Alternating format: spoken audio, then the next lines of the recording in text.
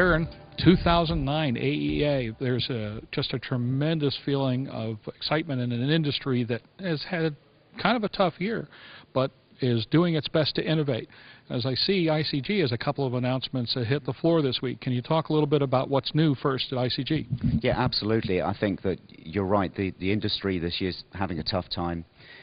It's a time where we all need to start looking back. What is it that the customer really needs? What's going to give them value for money? And this year we're very excited. The next mail server, NMS, really is going to revolutionize this office in the sky concept. We really now are going to be able to have BlackBerry in the sky. Any Wi-Fi device, anybody that can switch on their Wi-Fi will now be able to sit in their cabin, 30,000 feet, check email, be as bothered as they normally are on the ground, and at a low cost, simply using the Iridium network, which of course, as everybody knows, is a global network. You don't need multiple systems, multiple boxes, and we're particularly excited because for the customers that have already chosen ICG over the years with our Iridium products, this little 3.2-pound box is a very simple add-on. It's not an expensive add-on whatsoever, and it's going to allow them to go both global voice and global data now at this point, without the need for swift broadband or higher cost mediums.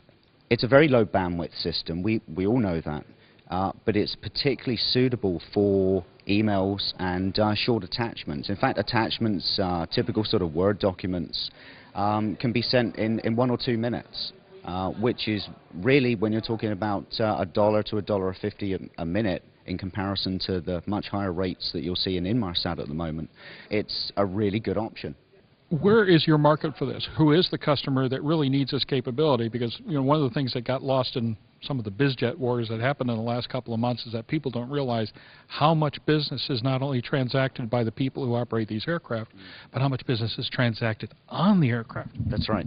We've been standard equipment with Learjet, Bombardier, and some of the Gulfstream aircraft for many years now, and that sort of mid-size aircraft, and really it's suitable, of course, for any aircraft, but the mid-size, they've really been asking us to come forward with the office in the sky concept. Everybody's been searching for it for years now. We see those Lear 45s, the 60s, the Challenger 300s, the 605s. It's just a perfect fit for that. There's no need for that additional equipment that you would get with an Inmarsat system. And they really are looking for that basic connectivity. They don't need to go surfing the web. They're not really interested. What they need to do is to stay in touch with the office. And now they'll have that capability. They already have voice. Now they'll be having BlackBerry as well. Welcome to the Aero-News Network, the aviation world's most comprehensive news and information resource. Real-time 24/7 online audio and video programming, where aviation has been getting updated for over a decade. Distributing over 11,000 stories, features, audio, and video programs every year. Only ANN covers aviation and aerospace with this much depth, insight, and expertise. Check us out on the web at aero-news.net. Where does ICG go from here? I think that at this point what we're doing is we're really looking towards maintaining our superior technology. We've always felt that we've had a very good design. We've listened to the customers. I think the customers are asking us not only to move forward with the office in the sky concept, but also to look forward to possibly introducing IP handsets, those types of things as well. A lot of things being talked about right now. And I think this year and probably next year is going to be very exciting for us. We're determined to come out of this recession very, very strong. We're developing very hard at the moment on several new products, and I'm sure we'll be releasing those later in the year and announcing them. And it's key for us to come out fighting at the end of this, and I know everybody's just hoping to survive. I think that we're going to come out hopefully ahead of our competitors, just simply by pushing forward and not simply just trying to survive. Can you talk a little bit about supporting this technology, what the end user is really looking for, and how you try to keep up with that? It's difficult. ICG over the years has had a very, very good reputation for our support. Obviously, it's my personal thing because, of course, I am the manager of customer service and support. So, of course, I love talking about this. When I first came on board, we had 20 people in the office. That was 6 years ago. We're now up to 85. Really a very, very good, strong company. But we've managed to keep that personal touch. I know that everybody, including me, hates call centers. We're seeing call centers go all over the world now. And it's interesting that even with call centers in the US, you're starting to find people less and less familiar with the products that they're being asked to support. They're simply sat in front of a computer, looking at a knowledge base, and when you say a certain word, they look it up, and hopefully they've given you the right answer. And we know how that works. A lot of times you don't get the right answer, and you have to try and find tier 2, tier 3, whatever tier it might be, just to get a good answer. We still have that personal touch. You're still going to get a voice at the end of the line when you call. And we specifically, when we moved into our new facilities about 4 years ago, we specifically designed the support area to have its own lab environment. So we have all of the products that you see behind us in a working live environment. All of the offices that we work in are literally 2 or 3 steps from those benches. For me, that's personally key to the success. We have to be able to set up things in the way that the customers have them. We need to be able to look at the equipment and really know what we're talking about. And I'm very proud of the team that we have.